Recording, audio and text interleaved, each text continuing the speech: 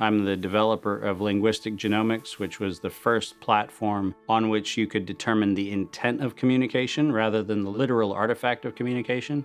But we've also used that technology for a number of other applications in defense and intelligence and finance, and most notably, in the early 2000s, my company was responsible for bringing down what was, at the time, one of the largest tax frauds in US history.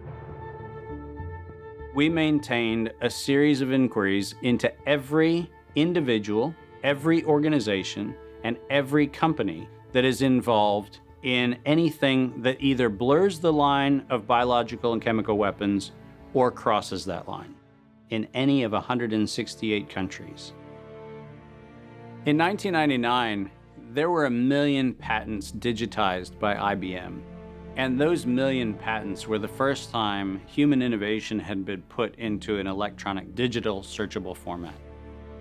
We took that information and we did a very simple exercise using our linguistic genomics technology, where I made the horrific assessment that approximately 1/3 of all patents filed in the United States were functional forgeries, meaning that while they had linguistic variations, they actually covered the same subject matter. In 1999, patents on coronavirus started showing up, and thus began the rabbit trail. March 2003, panic grips Hong Kong as a deadly new virus sweeps through the city. In 2003, the Center for Disease Control saw the possibility of a gold strike, and that was the coronavirus outbreak that happened in Asia. They saw that a virus they knew could be easily manipulated was something that was very valuable, and in 2003 they sought to patent it. And they made sure that they controlled the proprietary rights to the disease, to the virus, and to its detection, and all of the measurement of it. We know that Anthony Fauci, that Ralph Baric, that the Center for Disease Control, and the laundry list of people who wanted to take credit for inventing coronavirus were at the hub of this story. From 2003 to 2018, they controlled 100% of the cash flow that built the empire around the industrial complex of coronavirus. The World Health Organization has officially named the novel coronavirus the novel coronavirus outbreak. The World Health Organization has declared an international public health emergency.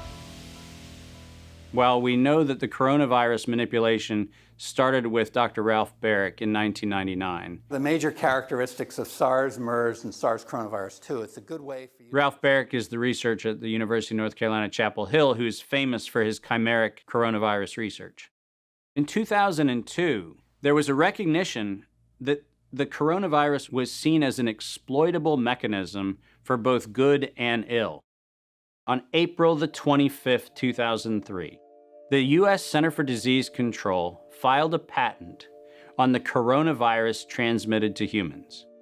Under 35 U.S. Code Section 101, nature is prohibited from being patented.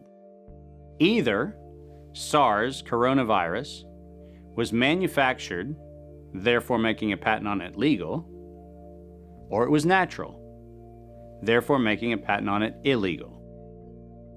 If it was manufactured, it was a violation of biological and chemical weapons, treaties, and laws. If it was natural, filing a patent on it was illegal. In either outcome, both are illegal. In the spring of 2007, the CDC filed a petition with the Patent Office to keep their application confidential and private. They actually filed patents on not only the virus, but they also filed patents on its detection and a kit to measure it. Because of that CDC patent, they had the ability to control who was authorized and who was not authorized to make independent inquiries into coronavirus. You cannot look at the virus, you cannot measure it, you cannot develop a test kit for it.